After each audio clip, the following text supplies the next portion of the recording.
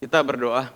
Bapa di surga, kami naikkan puji dan syukur. Ada satu kesempatan yang indah memuji, menyembah, beribadah kepada Tuhan. Biarlah pujian pengagungan kami Tuhan saja yang disenangkan dan ibadah kami makin berkenan di dalam hati Tuhan. Tibalah saatnya Tuhan, kami akan mendengarkan sabda firman Tuhan. Ajar kami dengan kebenaran firman-Mu.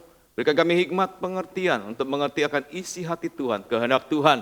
Dan bahkan dengan pertolongan daripada Tuhan, kami terus belajar melakukan di dalam hidup kami. Inilah doa kami, syukur kami yang sungguh kami panjatkan di dalam nama Tuhan kami Yesus, kami sudah berdoa. Amin. Shalom Bapak Ibu Saudara sekalian, apa kabarnya?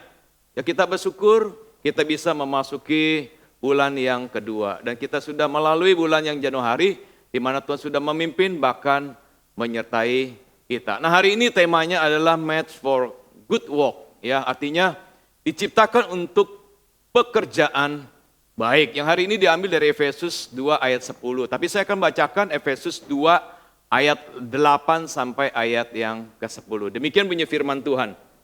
Sebab karena kasih karunia kamu diselamatkan oleh iman. Itu bukan hasil usahamu, tetapi pemberian Allah. Itu bukan hasil pekerjaanmu.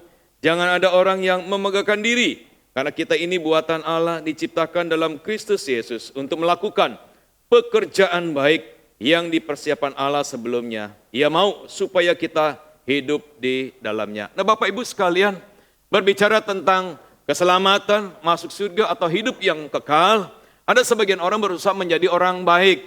Ya, saya jadi orang baik, saya tidak mau dijahatin, saya juga tidak mau orang lain berbuat jahat kepada saya. Lalu saya terima pahala untuk apa?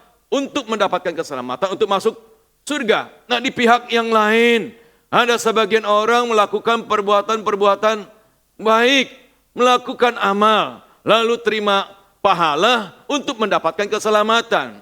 Ada juga sebagian orang, mereka melakukan perbuatan baik, melakukan amal, terima pahala, dan bahkan dikatakan mereka plus dengan iman. Jadi perbuatan baik dan iman. Untuk apa? Untuk masuk surga. Ada sebagian orang mereka berpikir, mereka berpendapat, mereka berusaha, bahkan mereka mengimani bahwa orang fakir miskin yang menanggung anggota keluarganya, nafkah orang tuanya, ya. Bahkan juga yang kedua, istri yang taat kepada suaminya, dan yang ketiga, istri yang menyedekahkan mas kawinnya lalu diberikan kepada suaminya yang mungkin suaminya kehilangan pekerjaan. Dan bahkan yang keempat, yaitu anak-anak yang memuliakan orang tuanya, yang berbakti kepada orang tuanya, dan bahkan perbuatan-perbuatan baik yang lainnya. Mereka meyakini bahwa kelak kemudian hari mereka akan menjadi penghuni daripada surga. Dengan satu tujuan bahwa usaha mereka itu untuk mendapatkan keselamatan, untuk masuk surga. Nah, apakah benar demikian menurut kacamata firman Tuhan? Apa yang dikatakan oleh surat Efesus pasal 2 ayat 8 sampai ayat yang ke-10? Yang pertama, bahwa keselamatan dan iman itu adalah kasih karunia daripada Tuhan. Keselamatan kita itu adalah kasih karunia daripada Tuhan, anugerah daripada Tuhan, dan juga adalah pemberian daripada Tuhan. Dan hal ini dinyatakan di dalam ayat 8a. Sebab karena kasih karunia kamu diselamatkan oleh iman. Bahkan di dalam ayat ini bukan saja keselamatan itu adalah pemberian daripada Allah, tetapi bahwa iman juga itu adalah pemberian daripada Allah. Kemudian ditekankan 3 kali. Yang pertama, ya, di dalam ayat 8b, di sana dikatakan, itu bukan hasil usahamu. Kata itu adalah menunjuk di dalam ayat 8a, yaitu apa? Karena kasih karunia kamu diselamatkan oleh iman. Jadi ditekankan sekali lagi, dan itu bukan hasil usaha daripada manusia. Yang kedua, ayat 8c, tetapi pemberian Allah. Lalu yang ketiga, di dalam ayat 9a, itu bukan hasil pekerjaanmu. Ini bukan hasil pekerjaan daripada manusia. Keselamatan itu adalah kasih karunia Allah. Itu adalah anugerah Allah. Itu pemberian daripada Allah. Contoh misalnya, suatu saat kita di jalan melanggar peraturan lalu lintas. Ya, contohnya misalnya saya gitu ya. 2 kali saya ditilang, 2 kali saya diberikan anugerah ya. Saya kasih contoh satu. Suatu saat saya keluar daripada jalan Tanjung Duren, saya belok ke kiri. Nah, belum lama kemudian, ya, saya di stop oleh polisi, saya dicegat, ya, lalu akhirnya saya ke pinggir, ya, polisi berkata selamat siang, saya juga mengatakan selamat siang. Lalu saya bertanya kepada petugas polisinya, ada apa Pak? Saya ada salah apa? Bapak motornya lampunya tidak nyala. Saya ngomong kepada polisi itu, posisi stop kontak saya nyala Pak. Ya tapi kan buktinya nggak nyala kata dia. Lalu saya melongok gitu lihat motor saya, nggak nyala gitu ya. Berarti saya tidak sengaja melakukan perbuatan itu. Saya gebrak aja motornya, berat. Dia nyala lampunya. Waduh Pak, lihat Pak motor saya stop kontaknya dalam keadaan nyala. Saya gebrak, nyala. Saya minta belas kasihan Bapak itu supaya Pak lepaskan saya. Tapi dia nggak mau tahu. Ya, tetap dia mau proses saya, dia mau dia anggap saya bahwa melanggar gitu. Ya memang saya melanggar gitu. Pak ini kan udah 20 tahun motor saya motor tua. Bapak sendiri kan lihat sendiri stop kontaknya dalam keadaan nyala. Saya gebrak barunya nyala gitu. Singkat ceritanya dia gak mau berikan belas kasihan. Nah saya waktu keadaan demikian tuh udah saya gak mau tuh lambat-lambat tuh. Nanti lama-lama bisa damai. Lalu saya keluarkan kalimat sakti. Pak tilang aja saya gitu. Begitu saya ngomong tilang. Bapaknya malah dia yang gelagapan gitu ya. Dia lambat-lambat. Ini saya bilang Pak tilang aja Pak, tilang. Akhirnya Pak singkat ceritanya saya ditilang. 10 hari kemudian masuk ke pengadilan. Misalnya sebelum saya masuk ke pengadilan gitu di rumah dalam 10 hari. Ya saya nebus dosa, saya lakukan perbuatan baik. Ada tetangga saya sedang kesusahan. Saya hadir di rumah dia. Saya hiburkan dia. Saya kuatkan dia. Nah di lain kesempatan. Ketemu, misalnya tetangga saya yang sakit gitu. Begitu saya tahu sakit, saya datang besok dia, saya bawa obat, dia minum obat. Akhirnya apa? Singkat ceritanya dia menjadi sembuh. Ada lagi tetangga saya, dia minta tolong, lakukan sesuatu, saya tolong dia, ya dengan tulus dan ikhlas. Nah singkat ceritanya, 10 hari kemudian saya di sidang. Hakim bertanya apakah pada tanggal sekian di jalan ini Bapak melanggar peraturan lalu lintas. Betul Pak. Nah sebelum Bapak hakim berbicara lebih banyak lalu saya berkata Pak saya minta belas kasihan Pak. Dalam 10 hari itu saya sudah melakukan perbuatan baik loh. Nah ini tetangga saya ada 3 orang nih. Ini satu waktu dia kesusahan saya hadir, saya hiburkan dia, saya kuatkan dia. Nah ini yang kedua nih Pak yang sakit nih. Saya besok dia, saya belikan obat. Ya dia minum obat itu sembuh. Lalu yang ini yang ketiga nih. Dia minta tolong, saya tolong dia Pak. Nah bebaskan saya Pak. Nah pertanyaannya adalah, kalau hakim itu waras, apakah kita akan dibebaskan dari hukuman? Tidak mungkin. Ya, keselamatan kita, waktu kita masuk surga, ya terima keselamatan hidup yang kekal itu bukan karena kita menjadi usaha menjadi orang baik, bukan melakukan perbuatan baik, bukan karena kita terima pahala atau perbuatan baik dan tanda kutip beriman. Bukan berdasarkan itu. Tapi keselamatan kita itu berdasarkan kasih karunia daripada Allah. Anugerah daripada Allah. Pemberian daripada Allah. Ini adalah anugerah. Anugerah itu artinya bahwa yang memberi tidak berkewajiban. Yang menerima tidak mempunyai hak. Keselamatan itu adalah anugerah daripada Allah. Artinya sepenuhnya anugerah bukan imbal balik. Oleh karena itu di dalam ayat 9b dikatakan, jangan ada orang yang memegahkan diri. Jangan ada orang yang sombong, itu bukan hasil kerja kita, tapi ini hasil kerja daripada Allah, itu yang pertama. Yang kedua, keselamatan itu adalah tujuan untuk Allah. Bapak Ibu sekalian, mengapa kita diselamatkan? Apa tujuan utama kita diselamatkan? Di dalam katekisme Westminster ada satu pertanyaan nomor 1 ya. Pertanyaannya adalah apa tujuan hidup daripada manusia? Jawabannya adalah memuliakan Allah dan menikmati Dia selama-lamanya. Memuliakan Allah itu sudah seharusnya menjadi tujuan hidup kita.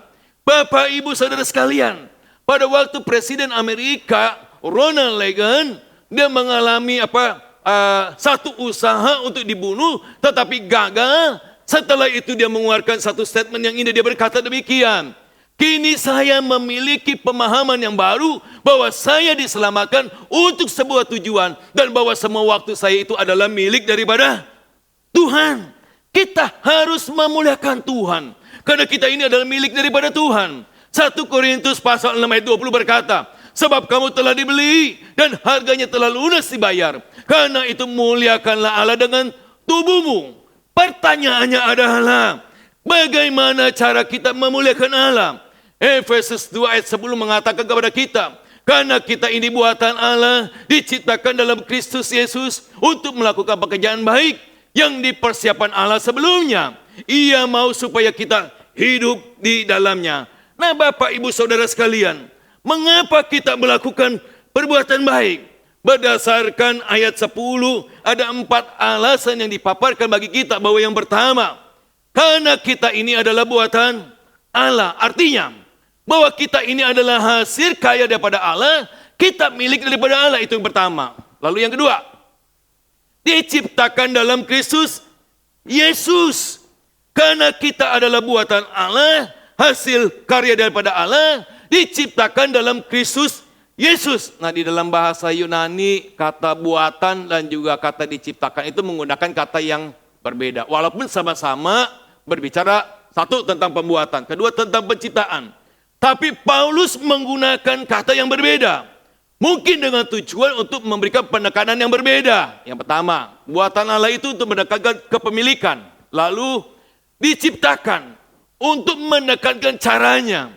Yaitu diciptakan dalam Kristus Yesus yang menerangkan bagaimana kita menjadi mahakarya milik daripada Allah. Pertanyaannya adalah, apa arti di dalam Kristus Yesus? Nah, berdasarkan konteks Efesus pasal 2, arti di dalam Kristus Yesus itu artinya lah bersama-sama dengan Kristus. Nah, ini buktinya, ada 2 ayat firman Tuhan yang terdapat di dalam Efesus pasal 2 ayat 5 dan 6, dan juga Efesus pasal 2 ayat 12 sampai 13. Saya bacakan buat Bapak Ibu sekalian. Efesus 2 ayat 5 dan yang ke-6. Ini yang pertama. Telah menghidupkan kita bersama-sama dengan Kristus. Garis bawahi bersama-sama dengan Kristus. Sekalipun kita telah mati oleh kesalahan-kesalahan kita, oleh kasih karunia kamu diselamatkan. Dan di dalam Kristus Yesus, itu di garis bawahi di dalam Kristus Yesus, Ia telah membangkitkan kita juga dan memberikan tempat bersama-sama dengan Dia di surga. Bersama-sama dengan Dia itu di garis bawahi. Jadi di dalam Kristus itu sinonim bersama-sama dengan Kristus. Nah, itu yang pertama. Yang kedua di dalam Efesus 2 ayat 12 dan 13. Saya bacakan buat Bapak Ibu sekalian. Bahwa waktu itu kamu tanpa Kristus di garis bawahi, tidak termasuk kewargaan Israel dan tidak mendapat bagian dalam ketentuan-ketentuan yang dijanjikan, tanpa pengharapan dan tanpa Allah di dalam dunia, tanpa Allah di garis bawahi. Tetapi sekarang di dalam Kristus Yesus kamu, ya, di dalam Kristus di garis bawahi, yang dahulu jauh sudah menjadi dekat oleh darah daripada Kristus. Jadi tanpa Allah itu dikontraskan dengan apa? Di dalam Kristus Yesus. Tanpa Allah itu lawannya bersama-sama dengan Kristus. Jadi apa arti di dalam Kristus? Yaitu bersama-sama dengan Kristus. Nah, itu yang kedua. Yang ketiga, mengapa kita melakukan perbuatan baik? Yaitu yang ketiga, karena kita diselamatkan untuk perbuatan baik. Bapak, Ibu, Saudara sekalian, Tuhan tidak hanya menyelamatkan kita, dan juga keselamatan bukan titik akhir hidup kita. Kita diselamatkan untuk melakukan pekerjaan baik. Kerja di sini dikontraskan oleh Paulus, yaitu yang pertama, kerja kita itu adalah hasil inisiatif daripada Allah. Yang kedua, Allah menuntut kita untuk melakukan pekerjaan yang baik. Dan ini adalah totalitas dari inti panggilan kita sebagai orang yang percaya. Ini adalah bagian daripada kita memuliakan daripada Allah. Ini juga adalah bagian daripada tujuan kita diselamatkan. Lalu pertanyaannya adalah, apa itu pekerjaan baik? Di dalam satu jurnal, Active Christianity, di dalam satu topiknya yang berjudul What Does the Bible Say? Di sana dikatakan ada 17 ayat ya tentang pekerjaan baik yang Allah siapkan bagi kita. Dan ada 6 hal yang bisa kita lakukan. Yang pertama, itu apa? Dengan apa? Cara hidup yang baik. Jadi pekerjaan baik itu adalah cara hidup yang baik. Salah satunya. Yang kedua, itu kita bekerja, ya. Pekerjaan yang baik. Untuk apa? Untuk memenuhi kebutuhan pokok hidup kita sehari-hari. Bekerja itu adalah pekerjaan baik. Yang ketiga, itu dengan melakukan perbuatan. Perbuatan yang baik perbuatan yang benar atau kita berbuat sesuatu yang baik. Nah, ini termasuk pekerjaan yang baik. Yang keempat, perbuatan-perbuatan iman. Ya misalnya di dalam perjanjian lama, bagaimana Abraham mempersembahkan Ishak anaknya, itu adalah perbuatan-perbuatan iman. Perbuatan iman ini masih bisa kita lakukan di dalam kehidupan kita. Yang kelima, menjadi pelaku firman. Apa yang diperintahkan firman Tuhan kita kerjakan, kita lakukan. Apa yang dilarang oleh firman Tuhan kita tidak melakukan. Lalu yang keenam, melakukan kehendak Allah ataupun melakukan kehendak daripada Bapa. Jadi pekerjaan baik di sini itu menyangkut apa? Yang pertama, cara hidup kita. Yang kedua adalah perbuatan-perbuatan yang berkaitan dengan jasmani kita. Dan yang ketiga adalah perbuatan-perbuatan yang berkaitan dengan rohani kita. Itu yang pertama.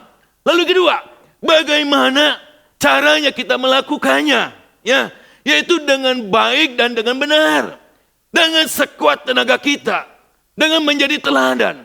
Dengan penuh ketaatan. Dengan sedia dan berguna bagi manusia. Artinya bukan saja kita melakukan yang baik, tetapi kita lakukan yang terbaik. Ada sebuah cerita yang ditulis oleh seorang pembicara kepemimpinan yang bernama John Maxwell. Dia bercerita ya bahwa ada seorang penjaga mercusuar yang baik. Nah, tugas dia itu menyalakan lampu yang ada di mercusuar pada waktu malam agar senantiasa dia tetap menyala. Nah, ini dilakukan pada waktu listrik belum diketemukan, belum ada bola lampu. Jadi mercusuar itu lampu di mercusuar itu dinyalakan dengan apa? Dengan minyak. Maka si petugas mercusuar yang baik itu mendapatkan minyak untuk kebutuhan 1 bulan. Nah, hari-hari berlalu dengan baik. Apalagi si penjaga mercusuar ini adalah seorang yang pandai bergaul dan ramah. Dalam waktu singkat dia sudah diterima oleh masyarakat di sekitar mercusuar. Nah, suatu hari datang seorang wanita. Ngapain dia datang? Dia datang mau minta minyak, ya, untuk apa? Untuk menyalakan perapian di rumahnya agar keluarganya tetap hangat, ya. Karena dipikirnya ini tidak melanggar hukum, dia juga orang yang baik, orang yang dermawan, dia juga kasihan kepada wanita itu, maka diberikan sedikit minyak kepada wanita itu. Nah, di hari-hari selanjutnya datang juga penduduk setempat, ya. Beberapa orang datang, minta minyak juga, ya. Ada yang untuk menyalakan lampu, ada yang ingin melumasi rantai-rantainya, ada yang untuk melakukan ini dan itu. Nah, singkat ceritanya semua orang itu diberikan minyak sedikit demi sedikit. Nah, tanpa disadari, persediaan minyak itu akhirnya menjadi menipis. Hingga suatu malam tidak ada minyak lagi untuk menyalakan lampu yang ada di mercusuar itu. Sedangkan dia belum menerima kiriman minyak, ya, kembali gitu ya. Karena memang belum bulannya, ya, untuk menerima persediaan minyak bulan selanjutnya. Nah, pada malam itu, ya, lampu di mercusuar itu tidak menyala. Sedangkan laut di sekitar mercusuar ada banyak batu karang. Pada malam itu dilaporkan bahwa ada beberapa kapal yang karam dan nyawa beberapa awak meninggal dunia. Kenapa? Karena tidak tertolong. Nah, hal ini terjadi karena apa? Karena lampu di mercusuar tidak menyala. Bapak, Ibu, Saudara sekalian, si penjaga mercusuar ini mengingat kepada diri kita. Seringkali kita tidak mengingat apa yang menjadi tugas kita. Mana yang menjadi prioritas yang utama di dalam kehidupan kita, dalam pelayanan kita. Melakukan perbuatan baik itu adalah sesuatu yang mulia. Namun jika hal itu dilakukan dan kita melalaikan apa yang menjadi prioritas utama kita, kita ini termasuk orang yang tidak bertanggung jawab dan tidak bisa dipercaya. Karena bukan saja berdampak kepada diri kita, tapi juga berdampak kepada orang yang lain.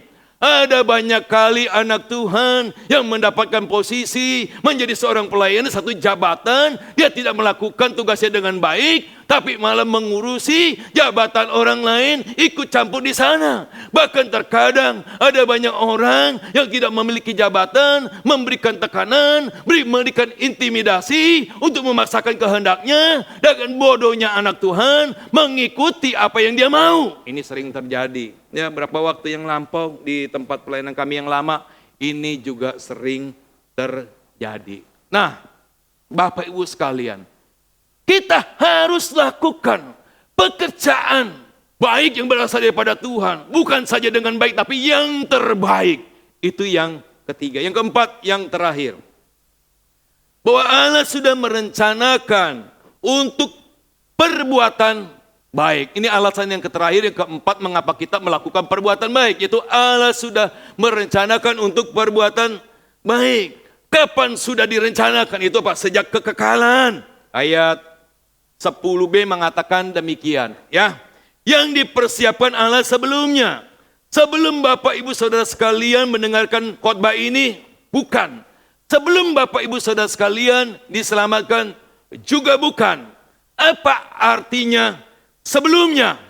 Artinya adalah apa? Allah sudah persiapkan sebelumnya. Kita bisa melihat di dalam Efesus 1 ayat 4, lalu ayat 5, lalu juga ayat 11. Saya bacakan buat Bapak Ibu sekalian. Ya, Efesus 1 ayat 4. Sebab di dalam Dia Allah telah memilih kita sebelum dunia dijadikan. Sebelum dunia dijadikan, digaris bawahi. Supaya kita kudus dan tak bercacat di hadapannya. Ayat yang kelima.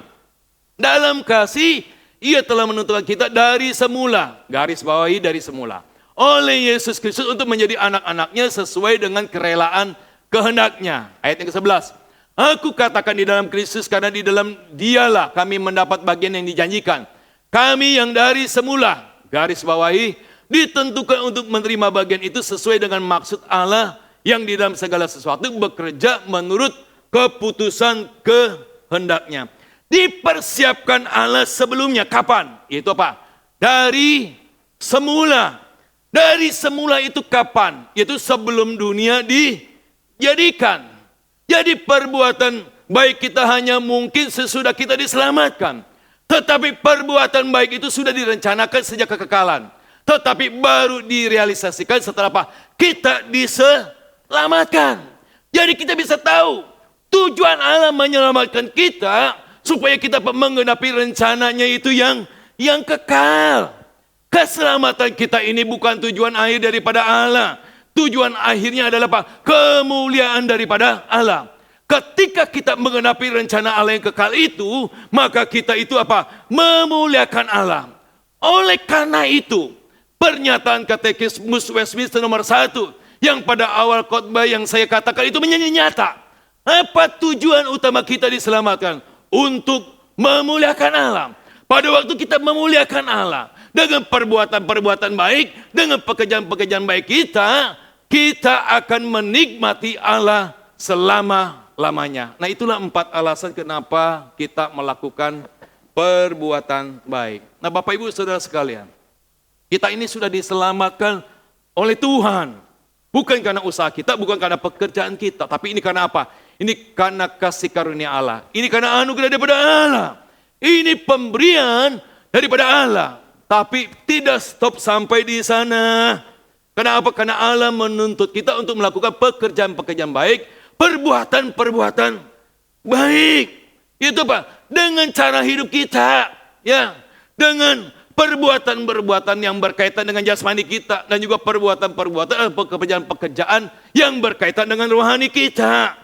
Mengapa kita harus lakukan? Ada 4 alasan. Yang pertama, karena kita ini adalah buatan Allah, karena kita milik daripada Allah. Yang kedua, karena kita diciptakan dalam Kristus Yesus. Dan yang ketiga, karena kita diselamatkan untuk pekerjaan baik. Dan yang keempat, karena Allah sudah merencanakan untuk perbuatan baik sejak di dalam kekekalan. Biar firman Tuhan ini mengingatkan kita, menghibur kita, ya, agar kita sungguh-sungguh sebagai orang yang sudah diselamatkan oleh Tuhan. Mari kita sama-sama melayani Dia karena kita ingin bersyukur atas anugerah keselamatan yang diberikan kepada kita.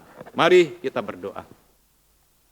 Bapa di surga, kami naikkan puji dan syukur Allah yang baik yang sudah memberkati ibadah kami dan bahkan firman Tuhan yang pada hari ini sudah ditaburkan.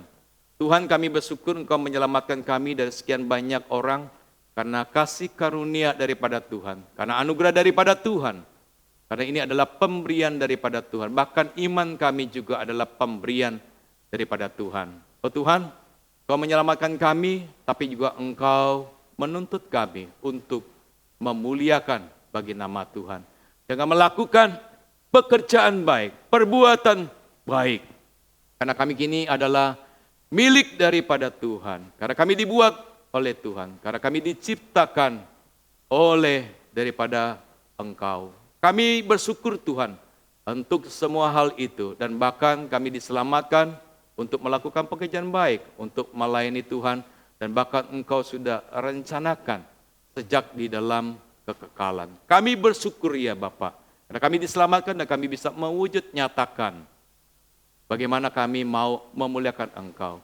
Pimpin kami, berikan kami hikmat, kekuatan, pertolongan, mampukan kami untuk melakukan firman Tuhan ini di dalam hidup kami. Inilah doa kami, syukur kami yang kami panjatkan di dalam nama Tuhan kami Yesus. Kami sudah berdoa. Amin. Tuhan Yesus memberkatimu.